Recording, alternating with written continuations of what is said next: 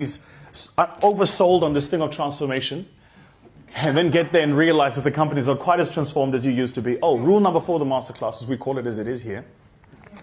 And I've just seen so many of my friends who do this. They're like, oh, I've joined company X, Y, and Z. And then 3 months later they go, yeah, no, I'm leaving.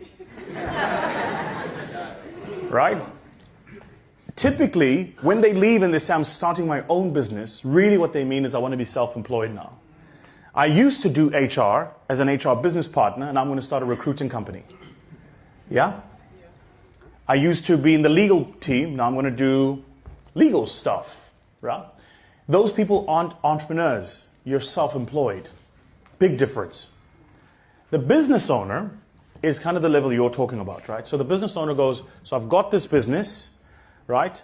And rather than employ myself, I'm going to employ people to manage the people I used to manage. Right? The thing is, you can never shortcut this process from here to here to here. You can't shortcut it. You have to go through all the steps. Right? So if you think from day one, and this is, in my mind, a lot of the mistake I see some of my VC friends make who are chasing valuation growth. Long story for another day, but I really think that there's a bubble in South Africa, particularly in the tech space, where we're overvaluing companies off the base of the fact that there's more funds than there are good tech companies. So they're attracting very high valuations, they're getting a lot of money, but the entrepreneur driving that business hasn't gone through the natural process of growth.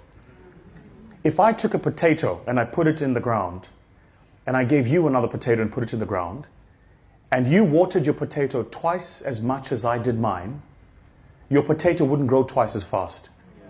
Because the laws of nature are fixed. Like, I love my son, he's 8, but he has to go through puberty. He can't skip it. That make sense?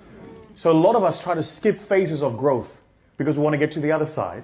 The mistake you make is you don't realize that in that phase of growth is a lesson you've got to learn. So you have to manage your people. Long before you get managers to manage your people. Yeah? Gary Vee calls it being dangerous enough. Dangerous enough means I know each and every single thing about my business that I'm dangerous enough to know when you're bullshitting me. Yeah, but if I start with a business today and then the government agency gives me funding and I employ 100 people, I'm not dangerous enough because I wasn't there. Like in your business, who wrote the sales process? If it ain't you, there's a problem. You've got to write the sales process. Then you've got to sell it. You've actually got to try it. You've got to sell to the first few customers and test and make sure the sales process works. Because if you don't do that, when you employ 20 salespeople and they're not giving you the numbers, and they give you 1,000 excuses, which all salespeople will do,